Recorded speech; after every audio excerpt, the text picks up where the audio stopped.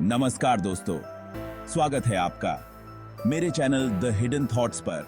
और आज हम जानेंगे एआई आर्टिफिशियल इंटेलिजेंस के बारे में। और अगर आप मेरे चैनल पर पहली बार आए हैं तो मेरे चैनल को लाइक, शेयर और सब्सक्राइब करें और अपने दोस्तों के साथ भी शेयर करें। कल्पना कीजिए एक ऐसी दुनिया जहां मशीनें आपकी सोच से भी आगे निकल जाएं, खुद सीखें और जटिल समस्याओं का हल करें। स्वागत है आर्टिफिशियल इंटेलिजेंस की इस अद्भुत और रोमांचक दुनिया में। चलिए एक नई तकनीकी क्रांति की ओर बढ़ते हैं। सोचिए, अगर मशीनें न केवल इंसानों की तरह सोचें बल्कि हर पल और भी बेहतर बनती जाएं। स्वागत है उस अनजानी और रोमांचक दुनिया में जिसे हम आर्टिफिशियल इंटेलिजेंस कहते हैं। आइए इसके रहस्यों की गहराइयों में उतरें और जानेंगे कि कैसे एआई आज हमारे लिए किस तरह से मददगार होते का रहा है। आर्टिफिशियल इंटेलिजेंस का मतलब है मशीन्स में ह्यूमन इंटेलिजेंस की एनक्यूएल करना, जिन्हें इंसानों की तरह सोचने और उनके कामों की कॉपी करने के लिए प्रोग्राम किया गया है। इस वर्ड का यूज किसी भी मशीन के लिए हो सकता है जिसमें सीखने और प्रॉब्लम सॉल्विंग जैसी ह्यूमन ब्रेन से जुड़ी हुई खूबियां हों। होस्ट एआई को जनरली दो कैटेगरीज में डिवाइड कर सकते हैं, नैरो एआई और जनरल एआई। नैरो एआई एक स्पेसिफिक टास्क के लिए बनाया जाता है, जैसे वर्चुअल असिस्टेंट्स और रिकमेंडेशन सिस्टम्स, जबकि जनरल एआई जो अभी तक थियोरेटिकल है, वो कोई भी इंटेलेक्चुअल टास्क कर सकता है जो एक ह्यूमन कर सकता है। एआई का डेवलपमेंट सिंपल एल्गोरिथम्स से लेकर एडवांस्ड न्यूरल नेटवर्क्स तक हुआ है। यह उन मशीन्स में ह्यूमन इंटेलिजेंस की एनक्यूएल करना है जिन्हें इंसानों की तरह सोचने और उनके कामों की एनक्यूएल करने के लिए प्रोग्राम किया गया है। इस वर्ड का यूज किसी भी मशीन के लिए हो सकता है जिसमें सीखने और प्रॉब्लम सॉल्विंग जैसी ह्यूमन ब्रेन से जुड़ी हुई खूबियां हों। होस्ट एआई को जनरली दो कैटेगरीज में डिवाइड कर सकते हैं, नैरो एआई और जनरल एआई।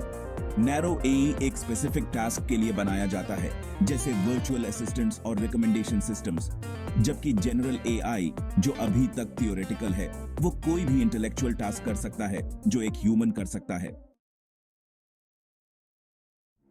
हेल्थ केयर में एआई एक गेम चेंजर है। यह डायग्नोसिस में हेल्प करता है, ट्रीटमेंट प्लान्स को पर्सनल बनाता है और पेशेंट्स के रिजल्ट्स की प्रेडिक्शन करता है।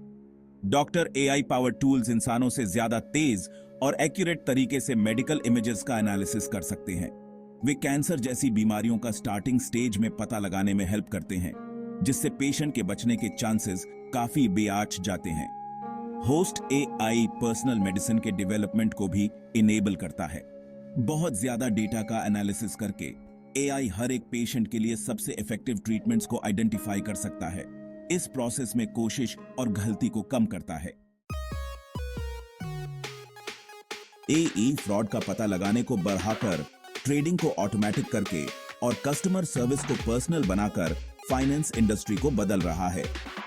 होस्ट एआई द्वारा संचालित फ्रॉड का पता लगाने की सिस्टम्स ट्रांजैक्शंस डेटा में पैटर्न्स का एनालिसिस करती हैं, ताकि रियल टाइम में पॉसिबल फ्रॉड एक्टिविटीज को आइडेंटिफाई किया जा सके, जिससे फाइनेंशियल क्राइम्स का रिस्क कम हो सके।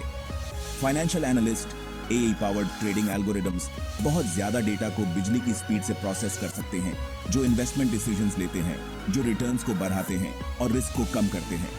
इसके अलावा एआई चैटबॉट्स कस्टमर्स को पर्सनल फाइनेंशियल एडवाइस दे रहे हैं, जिससे फाइनेंशियल सर्विसेज ज्यादा कन्वीनियंट हो रही हैं। एजुकेशन में एआई के यूज ने न केवल टीचिंग को ज्यादा इफेक्टिव बनाया है, बल्कि यह स्टूडेंट्स के लिए भी एक नया एक्सपीरियंस लेकर आया है। हाँ, जैसे कि स्मार्टफोन्स में voice assistants, smart home devices और यहां तक कि हमारे कार्स में भी एआई का यूज हो रहा है। होस्ट बिल्कुल सही, एआई ने हमारे एवरीडे कामों को ऑटोमेटिक और ज्यादा एफिशिएंट बना दिया है, और यह सिर्फ स्टार्टिंग है। एआई के साथ हमारे फ्यूचर के डिवाइसेस और भी स्मार्ट और यूजफुल होंगे। और यह केवल टेक्निकल प्रोग्रेस ही नहीं है, एआई ने कंटेंट की पर्सनलाइजेशन को भी नई ऊंचाइयों पर पहुंचा दिया है। होस्ट सही कहा, अब हम अपनी पसंद के हिसाब से कंटेंट को कस्टमाइज कर सकते हैं, और यह सब एआई की वजह से है। हाँ, और इसके लिए हमें एआई के डेवलपमेंट और यूज में पारदर्शिता और रिस्पॉन्सिबिलिटी की जरूरत है। होस्ट बिल्कुल, हमें यह ध्यान रखना होगा कि एआई का यूज ह्यूमैनिटी के भले के लिए हो, न कि इसके खिलाफ। एआई एथिसिस्ट सही कहा। हमें एआई के एथिकल और सोशल इंपैक्ट्स पर लगातार विचार करना होगा और इसके हिसाब से कदम उठाने होंगे।